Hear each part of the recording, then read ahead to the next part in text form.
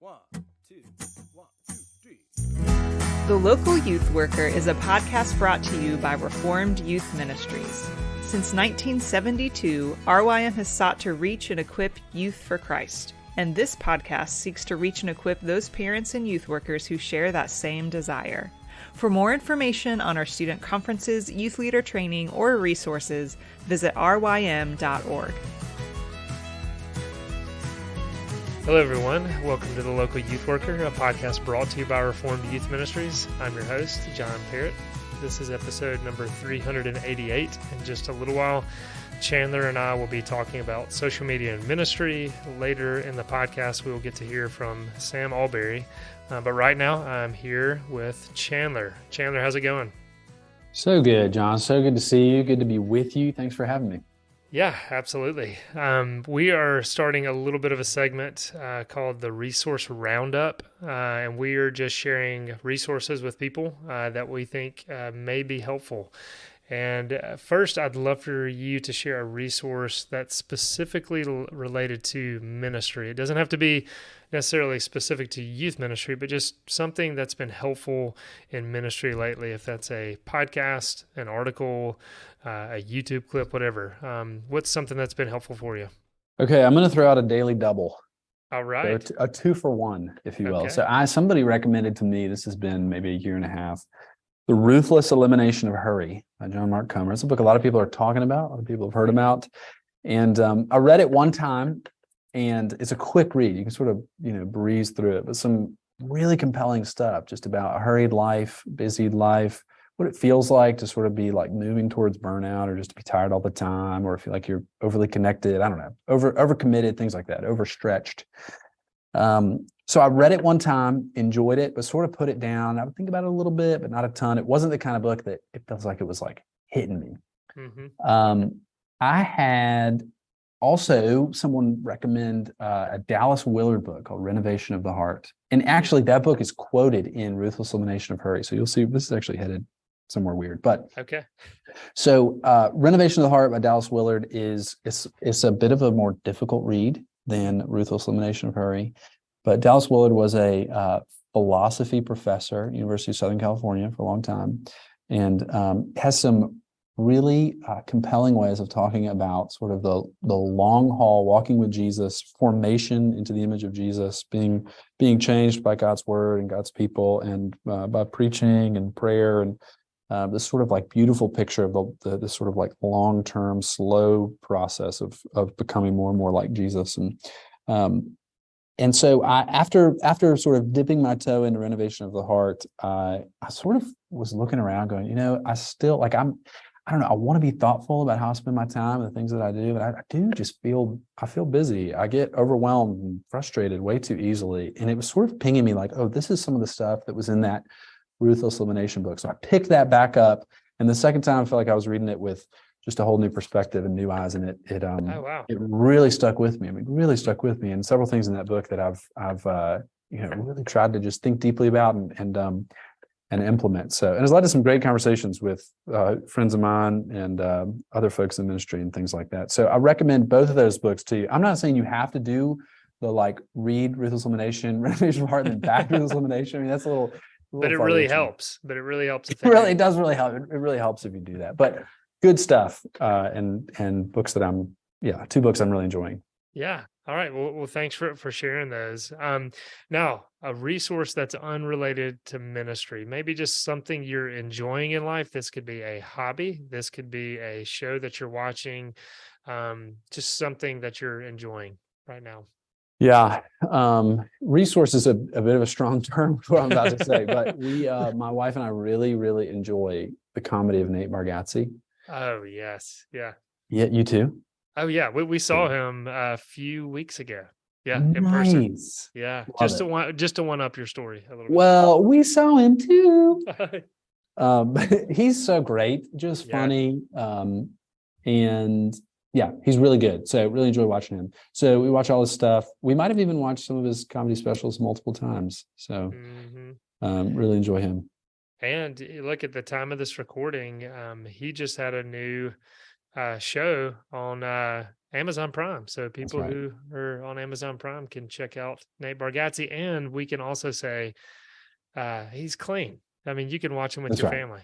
That's Never right. has bad words or any sexual stuff. So Yeah. Yeah. Family friendly. In fact, that Amazon Prime, it says in the sort of like little, parent rating thing that pops up at the beginning, it says foul language.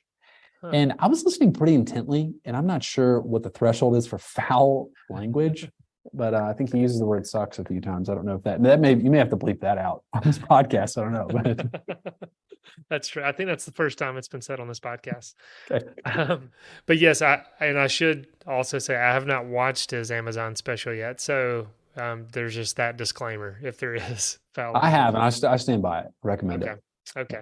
Well, hey, thanks for those resources, and we will include Nate Bargatze as a resource. Um, right now, I'm going to be talking to you a little bit more about social media. So everybody stay tuned.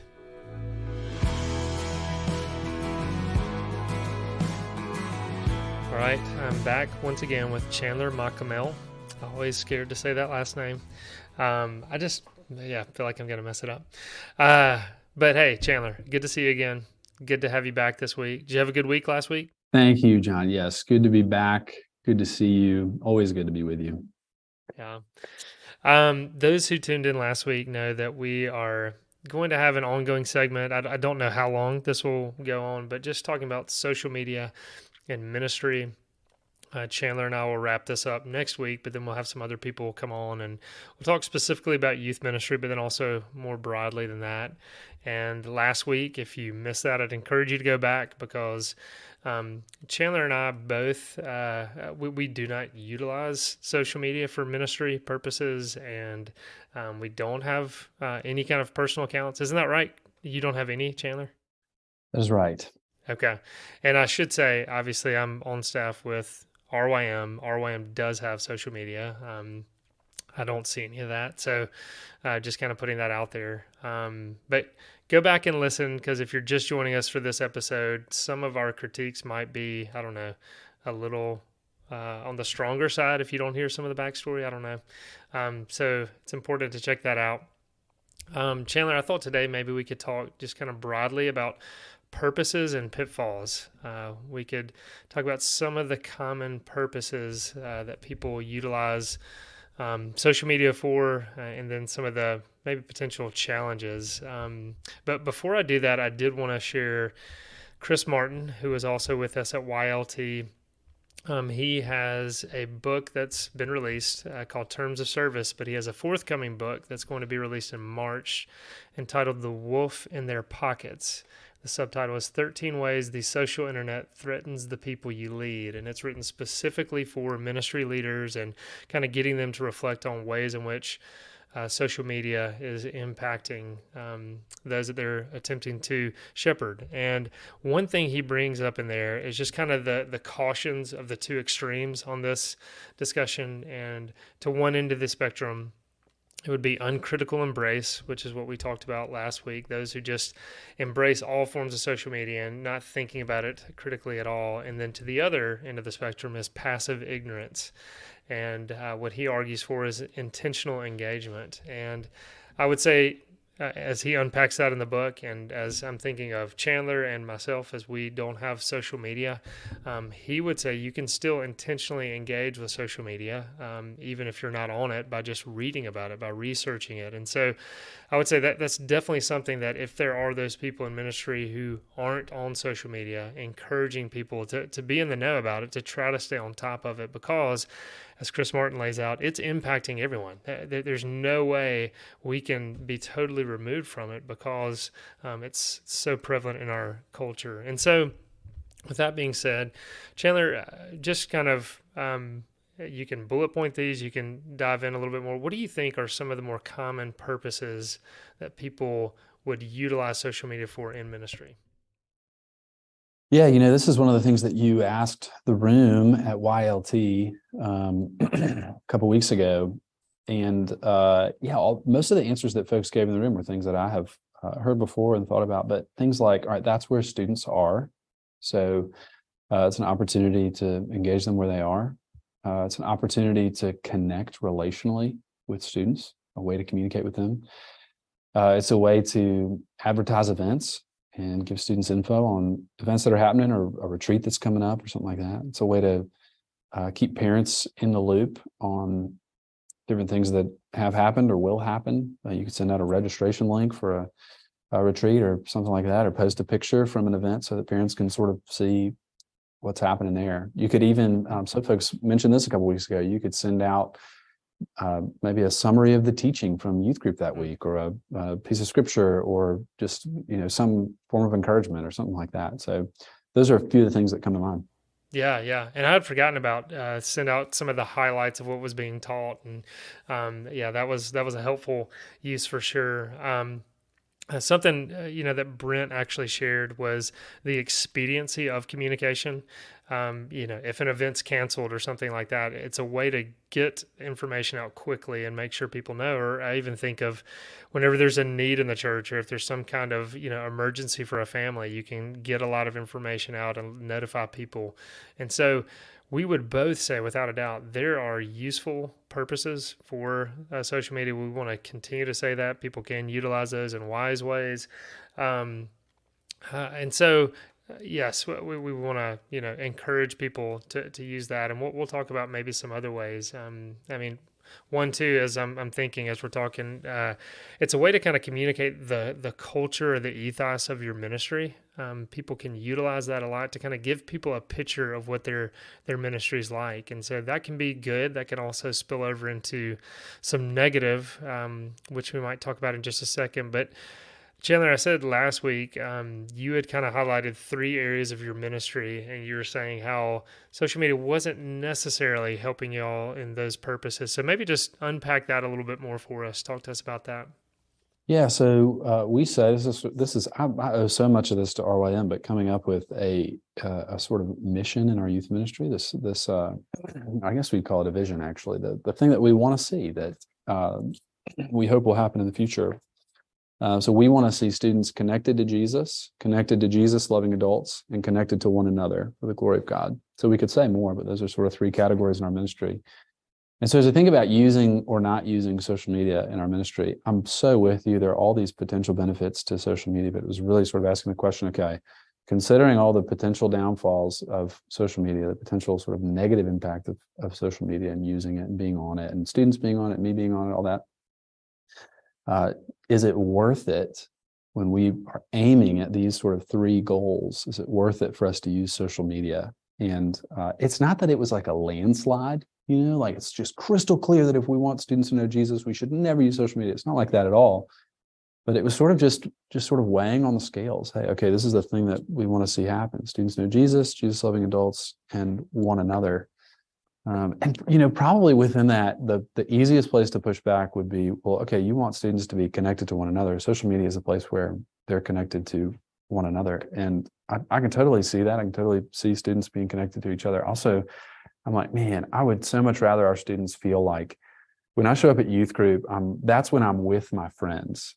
That's when I'm with these people who really know me and care about me. Same with like the meaningful connection with a Jesus loving adult, with amazing volunteers at Downtown Pres. I'm like, if they connect over social media and they can communicate and share photos and stay in touch and stuff like that, that's great. But I would take the real life connection 10 times out of 10 over that connection, that quote unquote connection on social media. So I love this line. John Mark Comer says this, that social media gives the facade of connection, but it doesn't end up oftentimes resulting in real community. And so I sort of was like, hey, I'm just gonna take that idea and run with it and say, could we connect over social media? Yeah, but we just don't have to. And it seems like the negatives outweigh the positives when it comes to pursuing those 3 goals. That's a good quote. And I do think maybe along those lines, I think, one of the purposes that a lot of people point to is encouragement. And maybe as we're talking about ministry, more specifically, we're talking about spiritual encouragement. Maybe that's sharing a verse of scripture. Maybe that's just sharing an encouraging truth. And I don't want to downplay that. That is important. That is significant. The Lord can use that. And I'm convinced the Lord does use that without a doubt. But maybe kind of somewhat playing off that quote a little bit, I think we might overstate how much encouragement is actually being permeated through social media with our ministries. And I think too, it kind of goes to something we were talking about in the class was asking the question. I think this is good for all youth workers just to think about is why are our students using social media? And I think we might could say the number one reason is entertainment. That some form of entertainment, if that's just kind of seeing what your friends are up to, if that's watching a video, whatever, but it's not necessarily looking for spiritual encouragement, that it's, they might just scroll past something that you post. Chandler, I'd love for you just to kind of react to that a little bit, give some thoughts on that. Yeah, it's sort of like, I like this question of what is, if social media were a substance, like a food or a drug or something like that, what substance would we compare it to? What would it be? And so you'd say maybe sugar, alcohol, cocaine, maybe it's like hydrocodone, or Advil, or maybe it's just like carbs, But in all those, I mean, the immediate question with all those is sort of like, okay, some of those things are very useful, necessary, but with all of them, we immediately have to have a conversation about limitation. But so maybe the most gentle of those or most palatable of those is sugar. So it's like, okay, if social media is sugar, and that's actually, that may be a fine sort of, comparison, but if social media is sugar, it's like, okay, do I want my communication with students, even about something that we taught or a piece of scripture reminder or something like that, do I want it to always be packaged in sugar, the sugar of social media, that I would simultaneously say, hey, sugar's not always evil, but if you eat sugar all the time, it's going to be really bad for you. So, it's almost like, of course, sometimes you could, hand a student a multivitamin that's wrapped in sugar. And sometimes that's necessary. We give kids frankly, multivitamins that are gummies, and we help them eat their vitamins because they're sweet. But it's like, well, okay, do I always have to do that? And is there an alternative that's actually better, and that might actually lead them to consume less sugar overall, and that would be, therefore better for them in the long haul. Yeah, no, I like how you're talking about that, and I think it is important. As we're talking about, I mean, really just entertainment in general, if that's, streaming something on Netflix, whatever, we've got to kind of think of kind of the diet mindset, like what is our media diet? And, yes, there's some of this that can be good, some of it that can be funny, but too much of it is going to impact us in most likely negative ways. So I think it's helpful to kind of frame the discussion like that. And I think some of this too, that what we're talking about, this is leading into pitfalls a little bit. And so I'd love for you to kind of share some of those thoughts, as I'm thinking of even some of the purposes that we're talking about. I mean, humor can be one of those. And we said in the class, look, our youth ministries should be fun. I mean, they don't just solely need to be fun. We need to be obviously communicating the gospel, but we can have fun doing that. And that's a good thing. And so fun can be a good purpose through social media. At the same time, fun can become a negative and a pitfall if we're not cautious. But I'd love to hear just some pitfalls you might want to share as well. Yeah, well, I think about my own story with social media. I mean, I was a relatively early, I mentioned this last week, but relatively early Insta user. I was also a relatively early Insta addict, I would say. So I just really quickly realized, man, I'm on this way too much. So that'd be one of them, is just, to promote the use of this platform that is addictive. It's designed to be addictive. Not all addictive substances are problematic in general and should, always be avoided. That's not the case, but that'd be a big one. I think too, when we sort of consider like what's available to students, especially to young students on something like Instagram or TikTok, a lot of what's on there is just like unhelpful, unwholesome, even embarrassing. If like someone saw what you were sort of looking at, if you click on that, sort of For You page or something like that, it just tends to be what's sort of like thrown at us on those platforms doesn't tend to be very, very helpful, wholesome, or good. So those would be two big ones. I think also in general, one of the big effects of using social media a lot is sort of turning life into a performance. This is something that Jonathan Haidt talks a lot about He's done some research on Gen Z recently, and talks a lot about sort of this performative life that comes out of social media. So we're now, of course, we're taking pictures that we hope other people will see. We're in this arena where everyone can see us. There's millions of eyes on us. That's quite a daunting world to put a teenager in. And yeah, the kind of thing that could be really damaging to a kid to sort of live in that environment for, I don't know, let's say several hours a day for his whole life, his or her whole life. Yeah.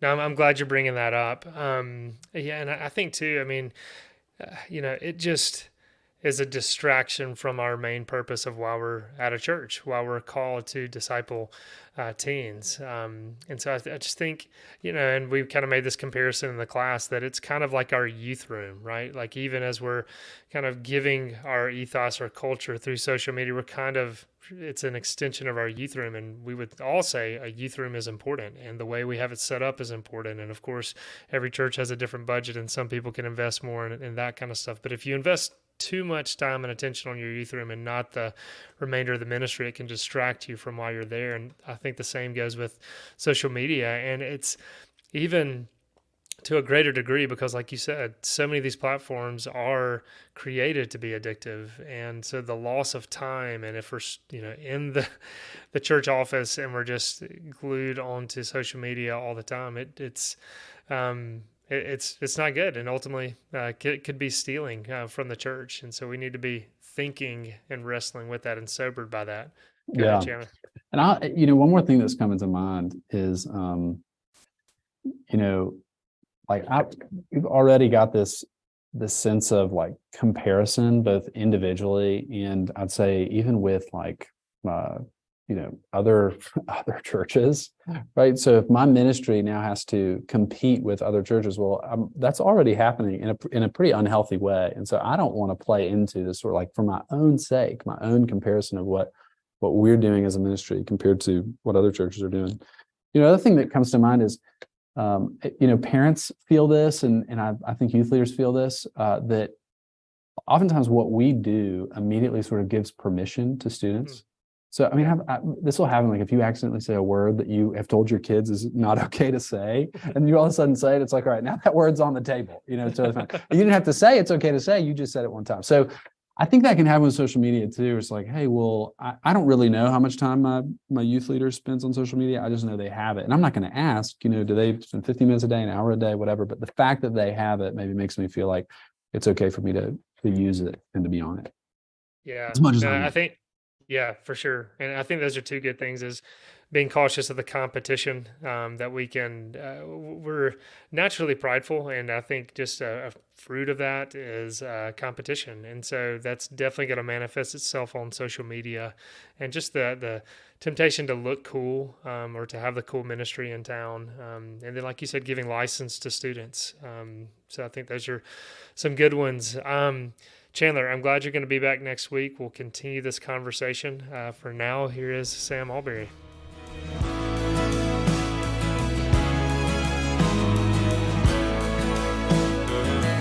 All right, everyone, that was Chandler, and he will be concluding his conversation with me about social media next week. Right now, I'm here with Sam Allberry. Sam, how's it going? It's going very well, thank you. Yeah, how are you? Doing well. It's good to see you. It was great to see you in Nashville, I guess, a couple of weeks ago now at the time of this recording, and now you're back in London. How are things over there? Things are going well, I think. Yeah, I'm just getting ready to move fully to Nashville, so I'm packing things up over here. As I said, we're going to be talking about your not new book. Your book is God Anti-Gay and Other Questions About Jesus, the Bible, and Same-Sex Sexuality. But something I did not know until YLT is that there's a second edition of this book that's coming out. And this is this 10 years this book has been out now? Is that right? It is, which is why I felt it probably needed a bit of an update, because the world was a different place 10 years ago. The questions people were asking around this topic have changed in the last 10 years. So I figured it would be good to give the book a lick of paint and to refresh it, add some new sections, edit down some other bits, and yeah.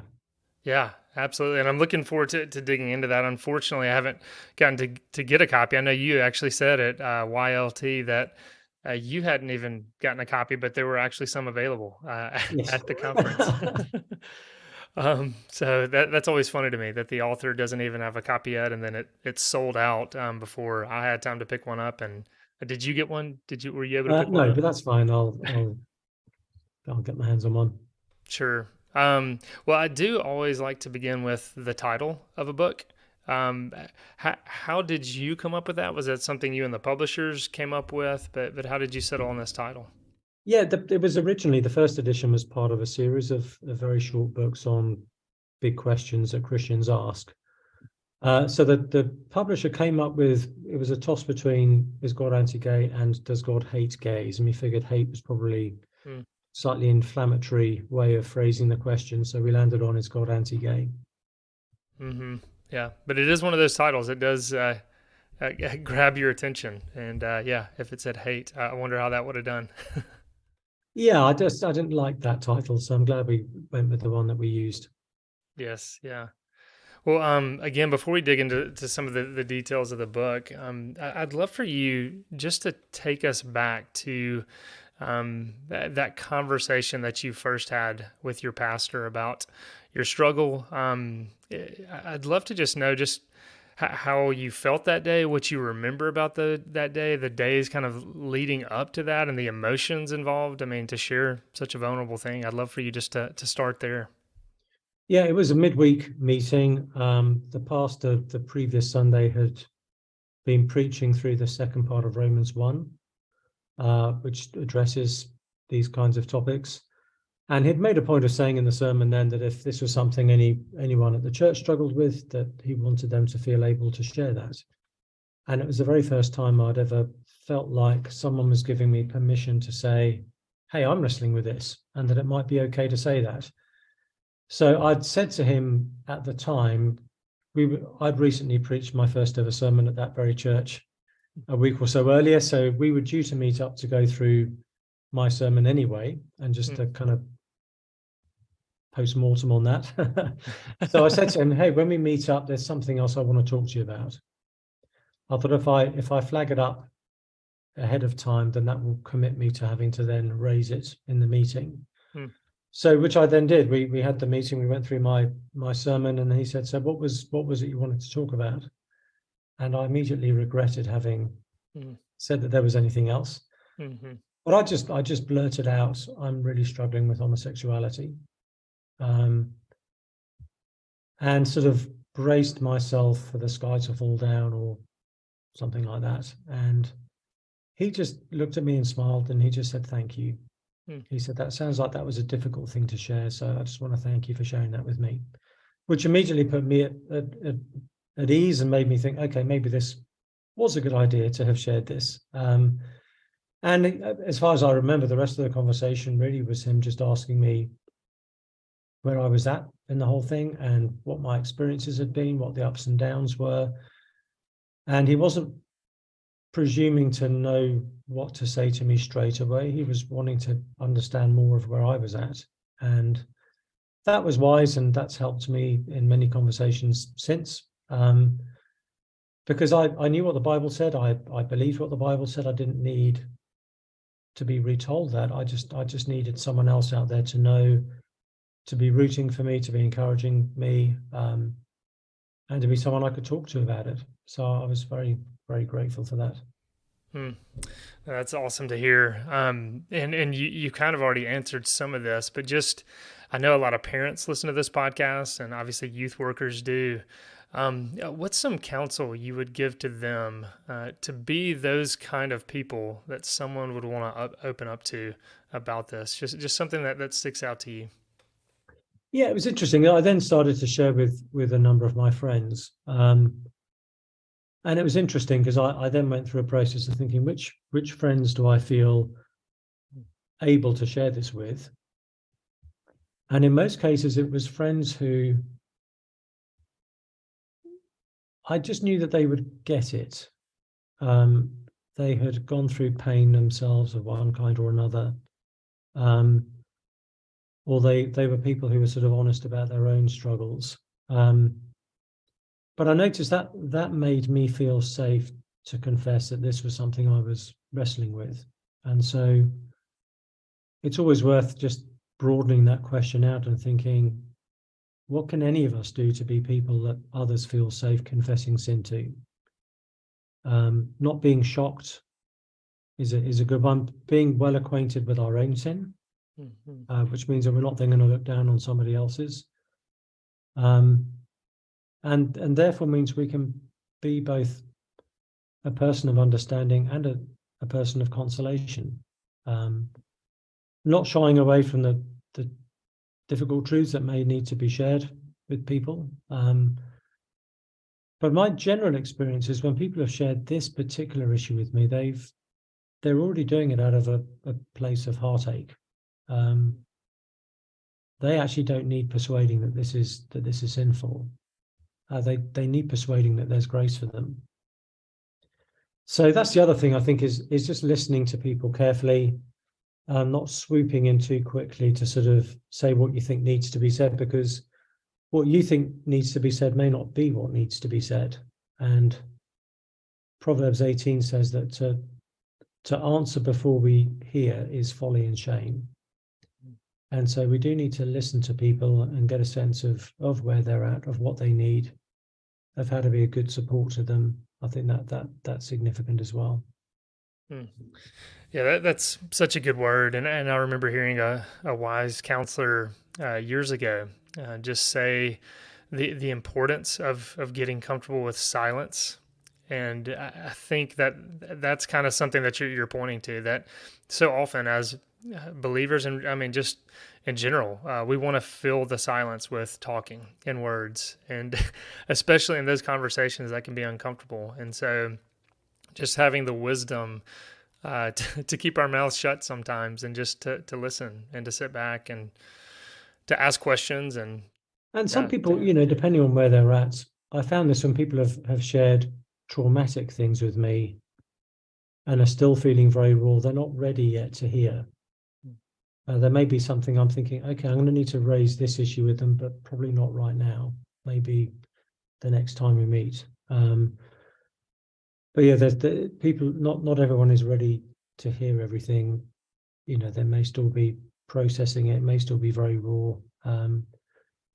It's a wisdom issue of what to say. It's also a wisdom issue of when to say what needs to be said. And sometimes there's wisdom in listening first, and then a bit further down the road saying, hey, let's sit down and talk about this.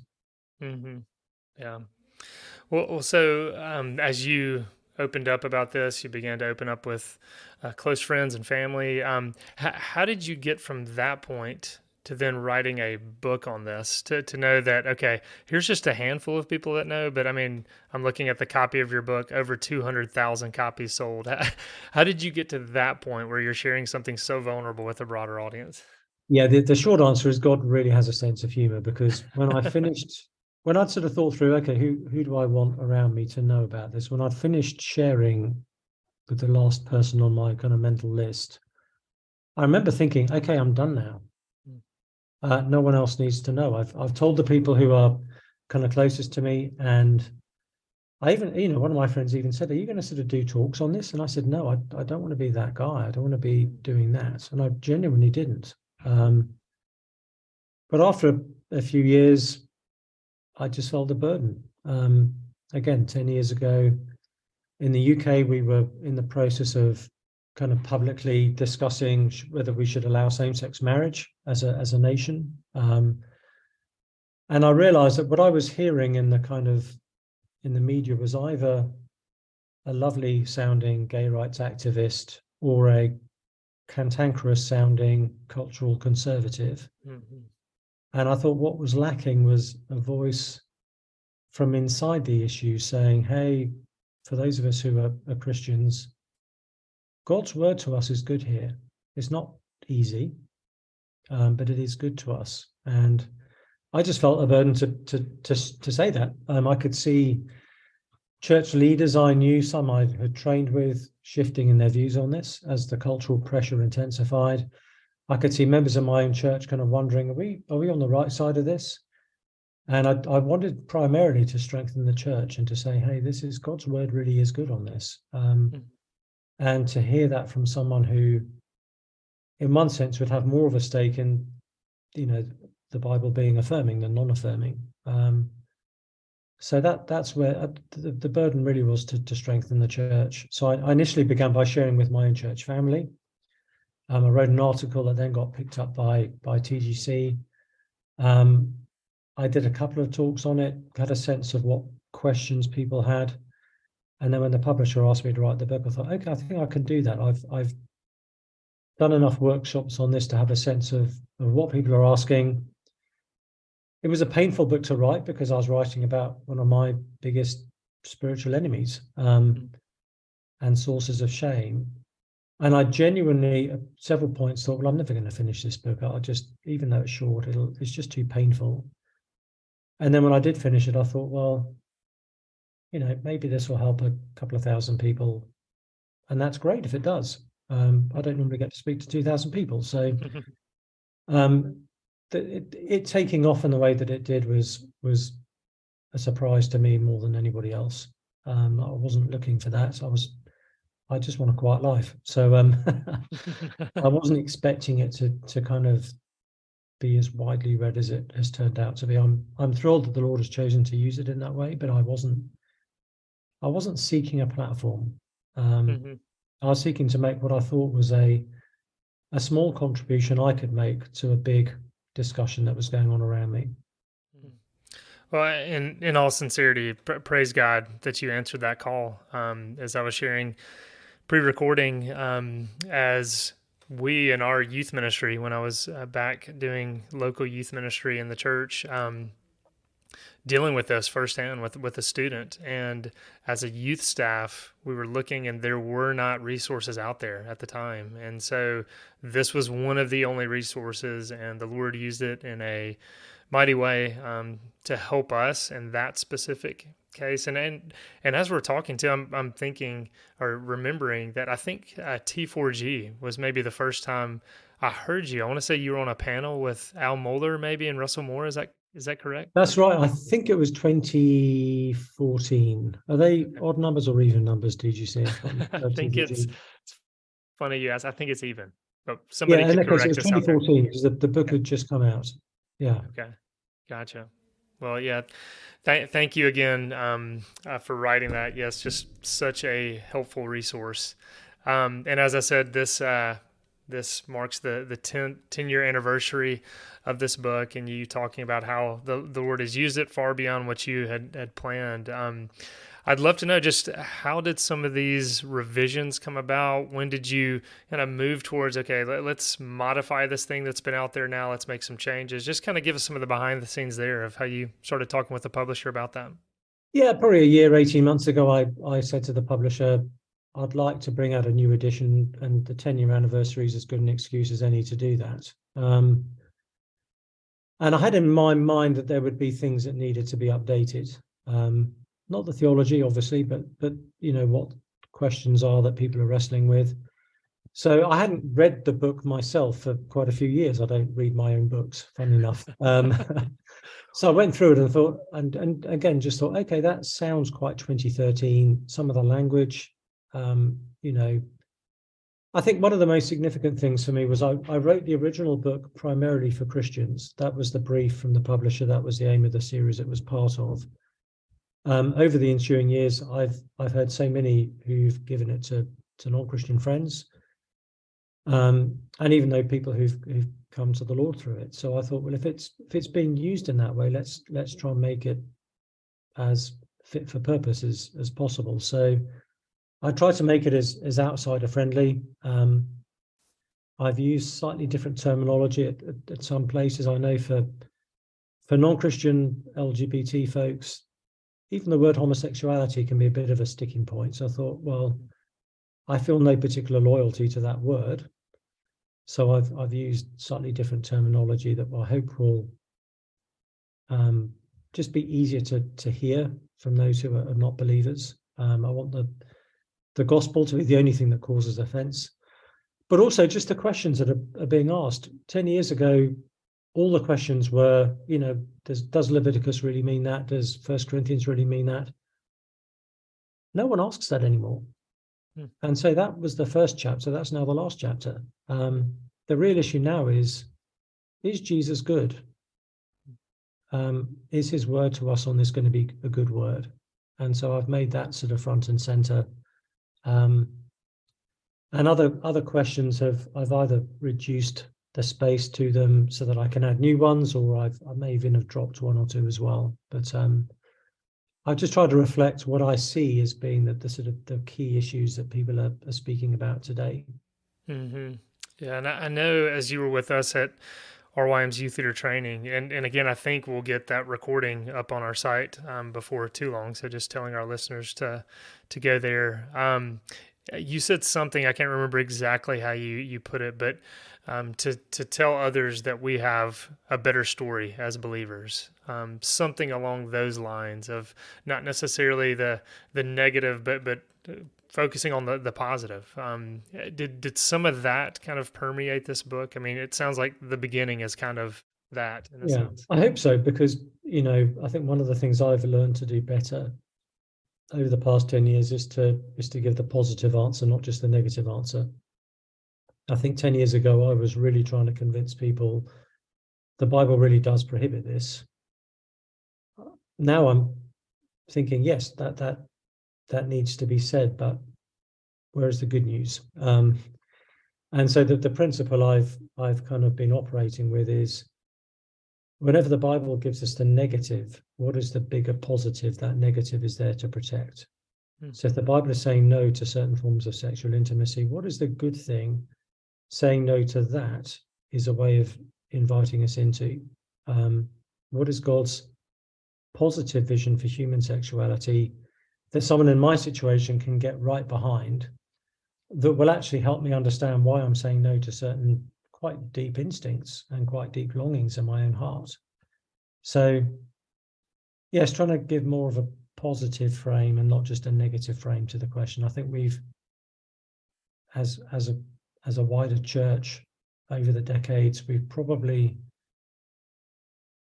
done too much simply saying the negative and not saying the positive, because the gospel is a positive message with lots of negative kind of entailments. Repent and believe the gospel. But I think we need to show what God is inviting us into and not just what he's inviting us to turn away from. Mm-hmm. Yeah, that's excellent. And it sounds like too, as you're talking, trying to be sensitive to the unbeliever. Is this a book you could see someone putting into the hands of an unbeliever, using it almost as an evangelistic type tool? I really hope so. I've had that uppermost in my mind. That's the sort of two categories of people I've had most in my mind as I've done the rewrite have firstly been those who aren't Christians, and secondly those who would call themselves gay, who might not be Christians, or who might be in a church youth group wrestling with this, not sure what that means or what to do with it. Those two types of people have been my biggest priority. And I very much had teenagers in mind as well, because there's so much more to say than I've said in this book. It's a short book. Mm-hmm. But over the years, I've had so many youth pastors say to me, thank you for making it short, because I can give it to a 15-year-old. So I said to the publisher, whatever else I do not want to increase the word count. Mm-hmm. And I've managed to find a way of covering a bit more terrain without adding to the number of words in the book. So that's been part of the rationale for that. Is I want this to be something a self-loathing 15-year-old can pick up and read cover to cover and hopefully find the balm of the gospel as they do so. That's excellent. And that's actually something I wanted to zoom in on. I mean, not only as we're talking about this being an evangelistic type book, something that helps it is the size of it, that you could just put it in somebody's hands. It's not going to be intimidating, but it is very hard to write in a concise way in general, but especially a topic like this that is so challenging to talk about. And so maybe talk about that a little bit. How challenging was it to write about something like this in such a concise way? It is challenging. I tend to overwrite anyway. So whenever I write a first draft of a sermon, it's about twice as long as it should be. Mm. And I've learned that I can often cut the length without cutting the content. It just, it's a question of taking away redundancies. But I found that the struggle with this topic is there's so much nuance that is needed. You want the kind of clarity of what the Bible says with the kind of gracious posture and tone with which Christ approaches us. So I've been trying to sort of make sure it's not just saying the right things, but saying the right things in the right way, and to do that as concisely as possible. So there was probably more deleting than there was writing. Or at least I felt that way a lot of the time. I would spend a couple of days writing and then a couple of days deleting most of what I'd written. But hopefully it means that I've trimmed the fat and will have said what needs to be said, I hope as clearly and graciously as I can say it, but in a way that won't get people bogged down or, won't put people off. Sure. Really, a particular friend of mine who is not the most elegant person on the planet, when he first, I lent him an early copy of the book and he gave it back, he said that was a two-dump read. Which made me realize, okay, I'm not lending him books ever again if that's where they get read. But I want it to be something that isn't going to. I want everyone who starts it to be able to finish it. Mm-hmm. There's enough half-read good books on my own shelf. I didn't want this to be something that is too important for someone not to hear all of what I'm trying to say on the whole thing. Mm-hmm. Now, did you put that endorsement on the back of the book, by the way, a two-dump read? Did you? Yeah, no, I didn't do that one. I thought probably best not to. Though, with a certain demographic, that would probably, the 14-year-old boy market. Oh yeah, I was going to say, yeah, teenagers. If that's just across the cover, that might actually help the sales. Well, yeah. I mean, you just kind of said too that with being concise, that there are times where you're misunderstood, and of course, something like this. I'm positive you've gotten a certain amount of criticism. And so I'd love to just kind of hear from you on that, of what is some of the pushback you have received, what's some of the criticism you do hear, and just maybe even how to respond to that. Yeah, it's important to know this, because for anyone doing ministry on this topic, and you can't really avoid it if you're in youth ministry, someone somewhere is going to misunderstand what you say. And so one of the things I had to figure out early on was, who am I most concerned about being misunderstood by?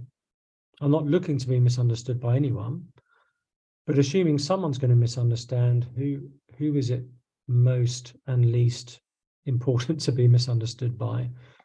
And I made a determination that whenever I speak on this issue, wherever I am, or write on it, I'm going to assume there is a self-loathing 15-year-old listening to what I say. Even if I'm speaking to a room full of old pastors, I'll assume that somehow the audio might end up in the hands of a self-loathing 15-year-old. That's the most significant person for me not to be misunderstood by. And in crafting a message that I hope will give reassurance and peace to the 15-year-old, I may be more prone to being misunderstood by certain parts of the conservative Christian world. But it's worth being misunderstood by them if I can make sure the 15-year-old gets what I'm trying to say. And so I've met that 15-year-old many times over the years, thinking that there's no hope, there's no grace, they must be too dirty, too sinful. And so I want to say to them, it's okay. It's going to be okay, which can be misunderstood, sometimes innocently, sometimes less innocently, as people saying, "Oh, you're not calling people to repentance, or you're being too accommodating." But I'm not looking to be misunderstood. But I'll just be frank, if a culturally conservative, right-wing Bible Belt pastor misunderstands me, he'll get over it. He can have a good blast on Twitter and feel like he's doing something righteous. if the 15-year-old misunderstands me, he might not get over it. Mm. Mm. That's what matters the most to me. Yeah, amen to that. And yeah, there's part of me that does want to dig into Twitter on that on that question, and just how the lack of wisdom and discernment that can be there for Christians. Twitter encourages us in all the things that Proverbs cautions us against, which is why it's an incredibly dangerous medium. It's very good for certain things and very poor for a whole wide range of lots of other things. And to try and right the wrongs of the world, Twitter is not the place to do that. It can be a great place to encounter people, find out about people who are out there. It can be a great place to sort of park some biblical thinking, but it is designed to lack nuance and embodiment, and therefore it's like a red rag to the sinful tendencies of the tongue. So it's I've learned to actually spend much less time on it. Yes, yeah, and I couldn't help but think that was a good tweet, what you said, that Twitter encourages everything Proverbs condemns, or so much, however you said it. The medium is just, the architecture of the medium is going right against the grain of proverbial wisdom on that. And a resource that was mentioned, I can't remember if it's a couple of weeks ago now, but Paul David Tripp's book, Reactivity, just talking about ways in which Christians use social media and trying to foster some. Oh, absolutely. And there's so much where he's addressing Twitter specifically in that book. Partly as a result of reading Paul's book, I don't have it on my phone anymore. I have it only on my laptop, and then very occasionally do I poke my head in and see what's going on. It's rarely edifying. Yeah. Yes. Yeah. Kevin DeYoung said something along the lines of, it's more edifying to go bobbing for gummy bears in a toilet than reading the comments section on Twitter. Oh yes, gosh, yes. That's good. That's good counsel right there. Well, I do want to ask, I've got a couple more questions before we wrap things up.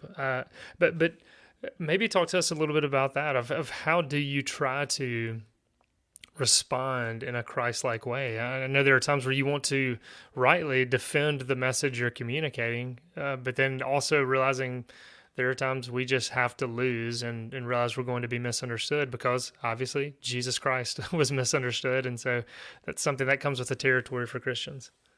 Yeah, it's tricky. It's a tension, because I genuinely want and need faithful criticism.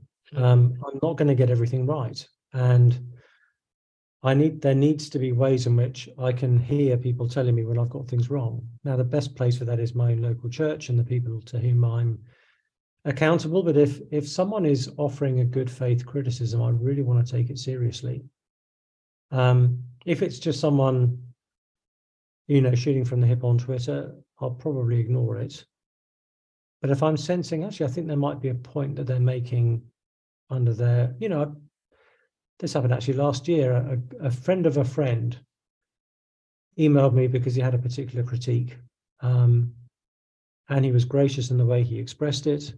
He was clearly heartfelt. It meant a lot to him. So I took the critique and received it. It was a fairly lengthy email, and then he and I followed up with a FaceTime, because I wanted to make sure I'd fully understood him. And I had my own gut reaction to the critique. I thought it was a valid point, but I didn't think it was actually applicable in my situation. But I took it to my two pastor friends at my own church and said, "Hey, I just want to make sure this is my sense is I think I'm okay on this, but I just wanted someone else to double check I don't want to grade my own homework on this.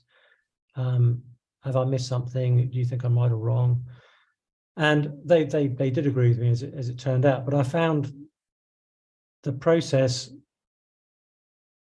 actually edifying and instructive, because it made me rethink something and make sure do I still think that's the right course of action?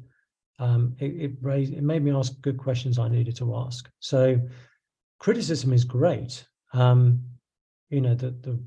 faithful are the wounds of a friend, or whatever that proverb is. So it's making sure that we mustn't take stuff like Twitter more seriously than it should be taken. But we must make sure we are looking for making ourselves available to godly pushback and criticism, and getting a sense of discernment of learning how to recognize good faith criticism that is going to be constructive to bad faith criticism that's just going to waste your time and emotionally exhaust you in the process. Because some people are just unsatisfiable. Yes. And so if they raise a particular issue and you respond, well, actually, I think this answers your question, they'll be, well, but what about this then? And you realize, okay, they just want to be angry at me, irrespective of what I happen to say anyway. That's just a waste of their time. I don't want to be an occasion for them to be sinning. And it's going to raise my hackles and potential for kind of ungodliness in my heart as well. Yeah, that's some great counsel. And just again, thanks again for wading into these waters and into these conversations. That can be, extremely intimidating. I know we're needing to wrap up, but I'd love for you to give just maybe a final word to parents that are listening, as well as youth workers. Just anything that comes to mind, a parent who may have a child who's struggling with this in the home, a youth worker who has a student who's struggling, just final words to them. Yeah, I think, yes, and it's an honor to speak to them. I think for both categories, parents and youth workers, I would say rehearse the difficult conversations ahead of time. Don't wait until someone comes out to you, whether it's someone in your youth group or in your own family. Don't wait until that moment before thinking through what you would want to say to them, particularly for parents, because that moment, that conversation, whether you like it or not, is going to then define your relationship to that child for the next 10 years. And I've seen that go really well, and I've seen it go really badly. So think in the cold light of day, when there's no pressure and you don't feel like you've got a loaded gun pointed at you, think ahead of time, okay, what would be a really gospel-y way of responding if one of my kids says, hey, I'm struggling with this, or even I'm not struggling with it, I've decided not to struggle with it. What would be a very gospel-hearted way of responding? And then that way, if the situation comes up, you're prepared for it. You're not sort of winging it, risking saying something that you might then regret. In the vast majority of cases where it's kids with their parents, the thing the child is most worried about is being kicked out, or that you won't love them anymore. In most cases, they already know what you think. So maybe resist the reflex to kind of do a, Bible study on Romans 1, and instead just reassure them that you love them and that's not going anywhere. And there may be a need for some difficult conversations, but I don't think that first time is going to be the right time for the harder conversations. They need to come a bit further down the road. So, and much of the same applies to those in youth ministry too. That's some great counsel. Just reminding our listeners, the book is God Anti-Gay, subtitle, and other questions about Jesus, the Bible, and same-sex sexuality. Sam, thank you again for speaking up on this, then moving to write on this and serving the church. We're grateful for you. It's my pleasure. Thanks for all you guys are doing. Oh, come and buy without money. Oh, come and feast without